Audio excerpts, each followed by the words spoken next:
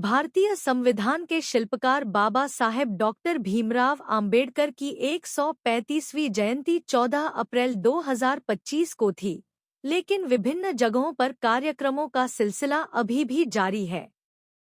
पिछले दिनों बस्ती जिले के कप्तानगंज विधानसभा क्षेत्र स्थित सुल्तानपुर गांव में बाबा साहेब डॉक्टर भीमराव आम्बेडकर की जयंती मनाई गई, जहां वक्ताओं ने उनके विचारों पर चलने व बताए कार्यों को पूरा करने का संकल्प लिया।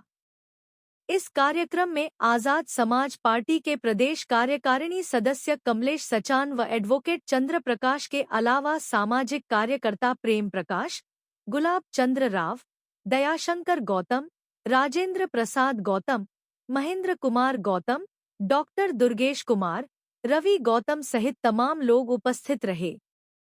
कार्यक्रम में आए अतिथियों का स्वागत किया गया एवं सभी ने सुरभि सलोनी के माध्यम से अपने संदेश साझा किए। देखिए महेश प्रताप की यह रिपोर्ट। नमस्कार, मैं महेश प्रताप, आप देख रहे हैं सुरभि सलोनी। जैसे कि जानते हैं कि आप लोग की अभी हाल ही में 14 अप्रैल को बाबा साहब की जयंती देश में नहीं बल्कि पूरे विदेशों में भी मनाया गया था। उसको लेकर के अभी भी तमाम जगह कार्यक्रम हो रहा है। उसी उपलक्ष्य में कप्तानगंज विधानसभा क्षेत्र आज सुल्तानपुर में भी एक कार्यक्रम रखा गया था, जिसको लेकर के तमाम क्षेत्र के नौजवान साथी लोग उपस्थित रहे।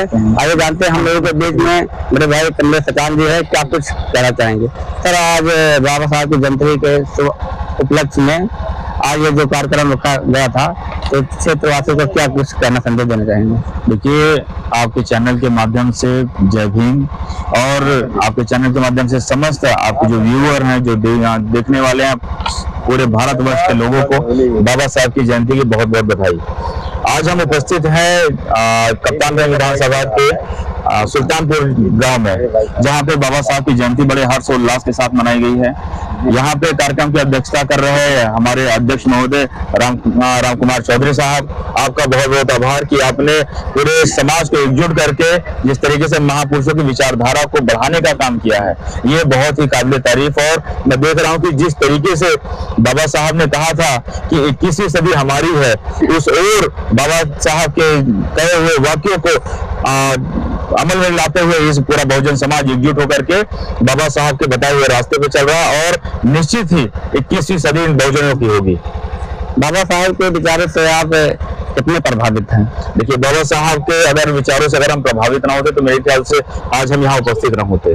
बाबा साहब के विचारों से इस भारत के लोग ही नहीं बल्कि भारत के बाहर जो लोग रह रहे हैं, विश्व में अलग अलग देशों में जो लोग रह रहे हैं, वो भी बाबा साहब के विचारों से लैस हैं। वो सब चाहते हैं कि जिस तरीके से बाबा साहब ने संघर्ष करके अपने जीवन को इस भारत का संविधान दिया, जिस तरीके से पूरे समुदाय को एकजुट करके इस संविधान में एक एक व्यक्ति को अधिकार दिया, बच्चे बूढ़े महिलाओं को जो अधिकार दिया, वो उसकी तुलना विश्व का कोई भी संविधान नहीं कर सकता। इसीलिए बाबा साहब को अन्य अन्य देशों में अलग अलग प्रख्याति दी गई है।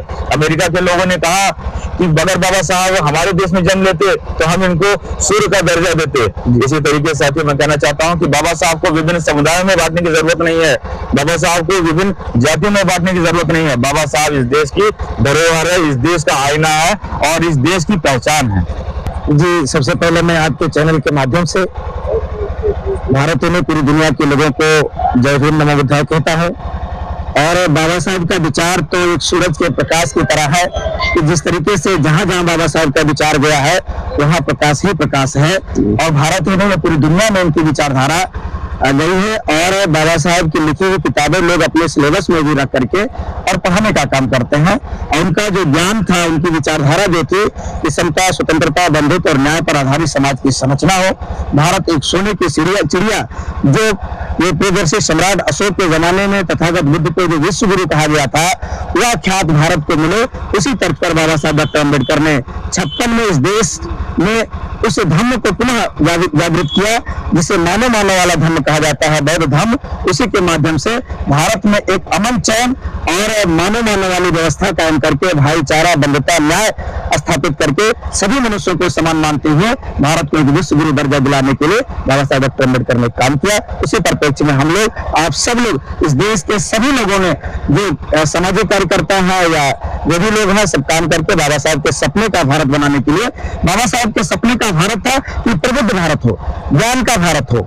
यह उनका सपना था कि यहाँ हर व्यक्ति जो है ज्ञानवान बनेगा, प्रबुद्ध होगा, समृद्धशाली होगा, देश का विकास करेगा, मानव कल्याण के हित में काम करेगा।